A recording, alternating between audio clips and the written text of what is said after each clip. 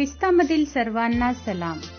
आमच्या तारणाऱ्या, जिवंत आणि गौरवी प्रभू येशू ख्रिस्ताच्या नावात विश्ववाणी परिवाराकडून आम्ही मार्गाकरिता प्रकाश कार्यक्रमात आपले सहर्ष स्वागत करीत आहोत.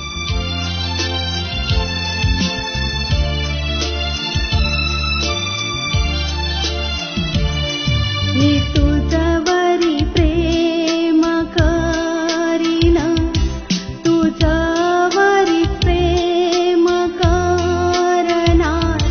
मी तुझ्यावरी प्रेम करीन, मागे न फिरणार. शरण जरी आले मी तुझ्या समोर, तुझ्याच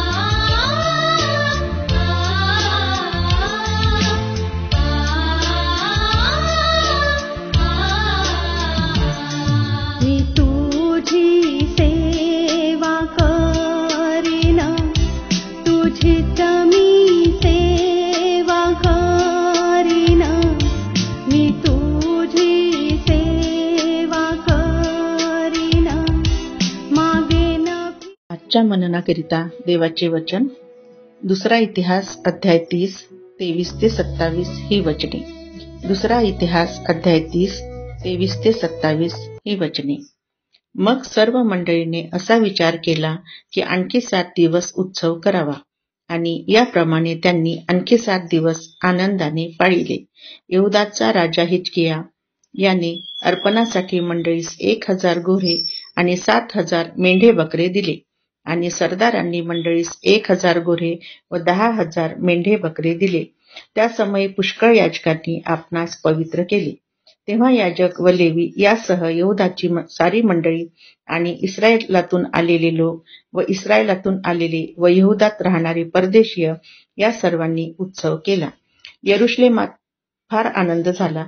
इस्रायलाचा राजा दावीद पुत्र शलोमोन याच्या वेळेपासून असा उत्सव यरुशलेमात कधी झाला नव्हता. मग लेवी याजकांनी उभे राहून लोकांस आशीर्वाद दिले. त्यांची वाणी देवाने ऐकली आणि त्यांची प्रार्थना देवाच्या पवित्र निवासापर्यंत, स्वर्गापर्यंत जाऊन पोहोचली. प्रभू परमेश्वर या वाचलेल्या वचनाद्वारे आपला आजचा दिवस आशीर्वादित करो. येशू ख्रिस्ताच्या पवित्र नावात सलाम. या सकाळी आपण दुसरे इतिहास याचा 30वा अध्याय त्याची 23 ते 27 ही वचन वाचली. या वचनांमध्ये आपण पाहतो की इस्रायल लोक आनंद आणि उल्हास करत आहे, जयघोष करत आहे, आणि जे याजक आहे ते स्वतःला पवित्र करत आहे. कारण माझ्या प्रियांनो, हिजकिया जो राजा आहे ह्याने परत वलांडणाचा जो उत्सव आहे, वलांडण सणाचा जो आनंद आहे, तो इस्रायल लोकांसमवेत साजरा केलेला आहे. आणि आपण या वचनामध्ये वाचलं की आणखी 7 दिवस उत्सव करावा. म्हणजे पहिले 7 दिवस त्यांनी उत्सव केला, आनंद केला, यज्ञ केलं. परंतु या ठिकाणी वचन सांगतं की त्या संपूर्ण मंडळीने, त्या सर्व लोकांनी विचार केला. काय विचार केला की आपण अजून 7 दिवस उत्सव करू, आनंद करू. आणि याप्रमाणे त्यांनी 7 दिवस आनंदाने पाळिले. माझ्या प्रियांनो, त्या लोकांना तो केवढा मोठा आनंद झालेला आहे. आणि ते आनंद उल्हास करत असताना या पवित्र वचनांमध्ये आपण पाहतो की यहुदाचा जो राजा हिजकिया आहे, त्यांनी अर्पणासाठी 1000 गोरे आणि 7000 मेंढरे दिली आणि सरदारांनी मंडळीस 1000 गोरे व 10,000 मेंढरे दिली. त्या समय पुष्कळ याजकांनी आपणास पवित्र केलं.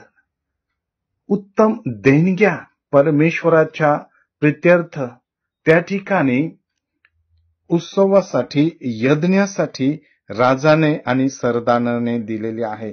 आणि या ठिकाणी सर्व यरुशलेमेमध्ये फार आनंद झालेला आहे.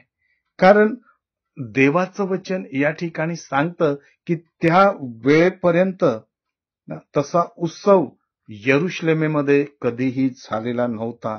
आणि परत आपण पाहत आहोत की जे लेवी आहे त्यांनी उभे राहून लोकांना आशीर्वाद दिला आणि त्यांची वाणी परमेश्वराने ऐकली.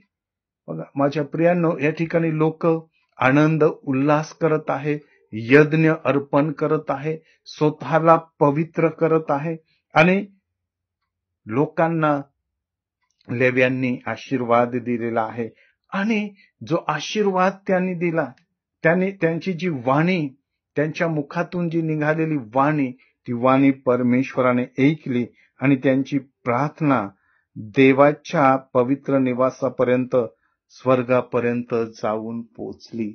आनंदाने, उल्हासाने हे लोक भरलेले आहे आणि देवाला ते प्रार्थना करत आहे. त्यांची प्रार्थना परमेश्वराने त्या पवित्र निवासापर्यंत, स्वर्गापर्यंत जाऊन पोचली असं देवाचं वचन सांगत. व माझ्या प्रियांनो, मी आणि तुम्ही देखील स्वतःला पवित्र करावं, आनंद उल्हास करावा.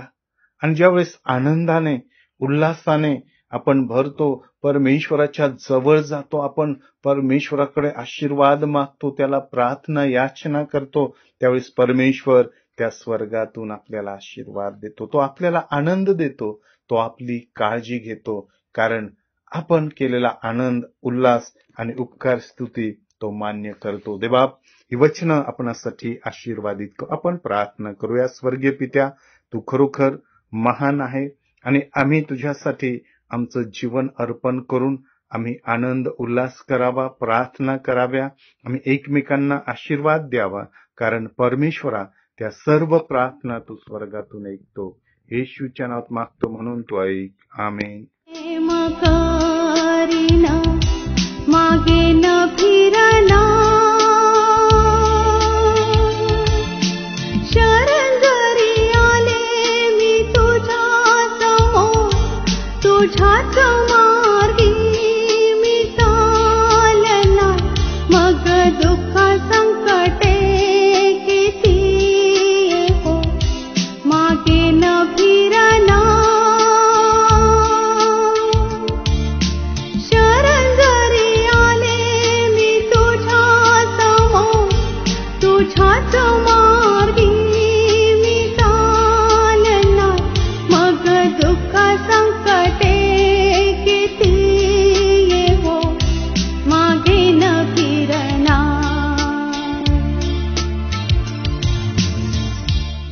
माझ्या दुःखात माझे सांत्वन हे आहे की तुझे वचन मला नवजीवन देते. आमचा टोल फ्री नंबर 1-800-2700-333. आम्ही आपणासाठी या नंबरवर प्रार्थना करण्यास उपलब्ध आहोत. धन्यवाद.